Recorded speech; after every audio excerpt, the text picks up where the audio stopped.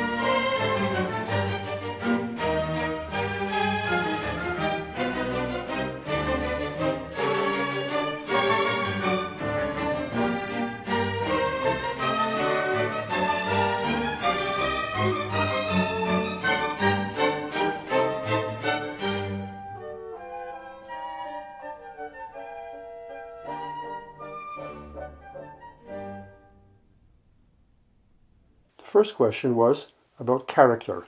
What dimensions of the music contribute the most to the character, and how? Well, the minuet is rather assertive in character. The tutti orchestration contributes a lot to this, as does the strong pulsation. The ties across the bar line in the melody, in measure 1 and 5, create a sort of syncopated effect, making the result less dance-like than most minuets. Interestingly, at the end of the first main section, the orchestration reduces for a moment to just winds, and the strings delicately comment in the last couple of bars. This attenuates the serious character of the preceding tutti section. The trio, which starts in measure 43, is quite playful by contrast. What creates this new character? First of all, the short, quiet phrases in the violins, with the responses in the lower strings, have a light feeling. The texture is much simpler here than in the minuet. Similar dialogues start the second section of the trio, beginning in measure 61. Notice that there's no to the orchestration at all in the trio. Next question was about phrase repetitions. Are whole sections repeated? There's definitely a lot of repetition in this movement. This is obvious overall with the ABA form, and also within each section, since the subdivisions are also repeated. On a more local level, there are many sequences, which are also a kind of repetition. Both sections of the trio end with repeated phrases. Measure 56 to 58 is repeated in measure 58 to 60, and measure 80 to 82 likewise. In fact, these are actually repetitions of the same phrase, just transposed. This kind of very repetitive form is typical of the lighter movements in Mozart symphonies. Note how Mozart makes sure that it's not too predictable. For example, in measure 6, where instead of a full stop, the quarter notes continue instead of stopping for the cadence. The next question was about major punctuation. Where are the major contrasts? Pay attention especially to big changes of timbre and texture, since this is an orchestral piece. What kind of texture predominates in a given section? Does the texture stay consistent or change? If it changes, how much and when? Where is the harmonic punctuation? As we mentioned above, this piece is quite symmetrical with major repetitions, and these are of course also major moments of punctuation. What's striking within the first section is the lightening of the orchestration from measure 36 to the end, after the perfect authentic cadence in measure 36. As we've already mentioned, overall the first minuet's texture is generally fuller than the trio's. Strong harmonic punctuations here are usually confirmed by the orchestration, for example in measure 14 to 17, where the horns withdraw as the second section starts, now in B-flat major. Next question was about the harmony. Where, if any, are the important harmonic contrasts or surprises? Can you follow the bass line? And if so, how does it create direction?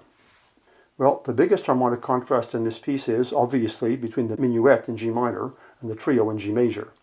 The harmonic contrasts within each section are two more closely related keys. For example, B-flat major in measure 14 and following. If we pay attention to the bass line, we note that in the first section it's rather angular, and at the end of the first section, starting at the end of measure 9, the harmonic rhythm speeds up to a new chord on every beat. This is a powerful way to make music that remains in the same tempo and meter feel like it's accelerated. The harmony in the trio is generally simpler, and the harmonic rhythm only quickens for a couple of moments, in measure 54-55, and in the repetition of the same phrase in measure 78-79. This contributes to the lighter character of the trio. Next question was about the beginning. What attracts our attention at the start and what makes us want to go on? This is simple. Clear, strong character and pulsation. The harmony also avoids any conclusive rhythmic punctuation until measure 14, which is on the dominant. All the previous cadences maintain some rhythmic momentum.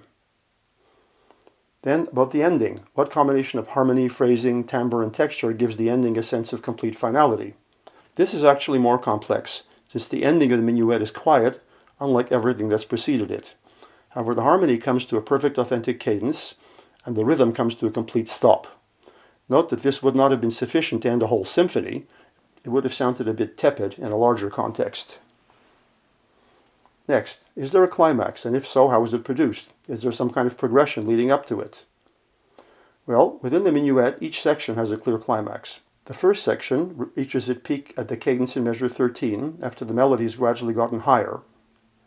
The fact that the harmonic rhythm has increased in measure 9 to 12, and the melodies become simpler, losing all the eighth notes, starting in measure 11, reinforces the expectation that something important is coming, namely the first major cadence. The second section climaxes on the same high G, but now on the beat, and it's also marked by a rhythmic change, no more eighth notes. In the trio, the main climax is near the end of the second section, at measure 78.